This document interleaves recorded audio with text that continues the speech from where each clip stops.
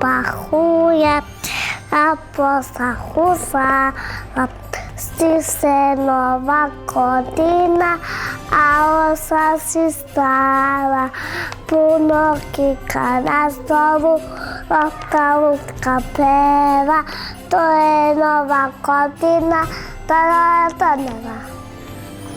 Veju, pahuje, mašto pahušaja, stiže nova godina, puno kika na stolu, lutka peva, to je nova godina, Darove.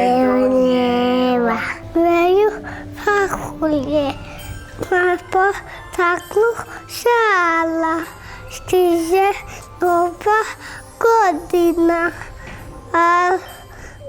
nalazi? Stala. Uno. Knjiga na stolu. Lopta.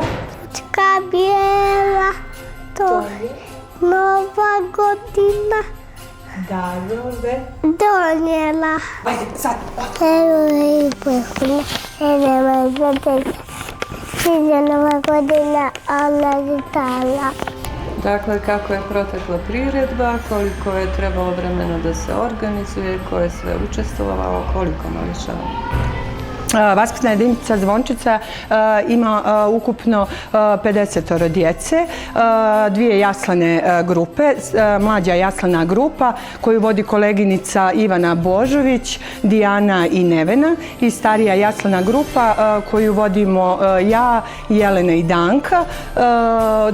Od 50 djece, pošto je period virusa, a jaslane grupe znamo da su prepoznatljive po tome da su onako osjetljive, učestvovalo je 20 djece iz mlađe i iz starije jaslane grupe.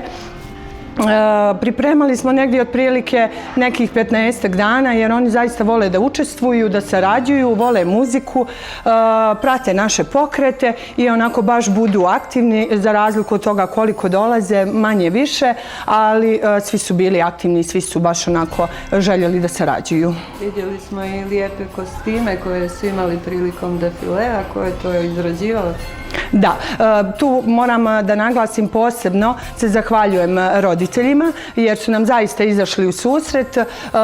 Naša ideja, a roditelji su prihvatili tu našu ideju, da kažem, objeručke i odradili su kostime za svoju djecu pojedinačno. Kostimi su, kao što ste vidjeli, bili različiti i nazvali smo ih novogodišnji paketići. Recite mi još šta smo tu imali priliku vidjeti, defile? Vidjeli ste defile, mlađe i starije jaslane grupe, recitacije drugara iz starije jaslane grupe i koreografije koje smo zajedno osmislili sa mlađom jaslanom grupom i starijom jaslanom grupom.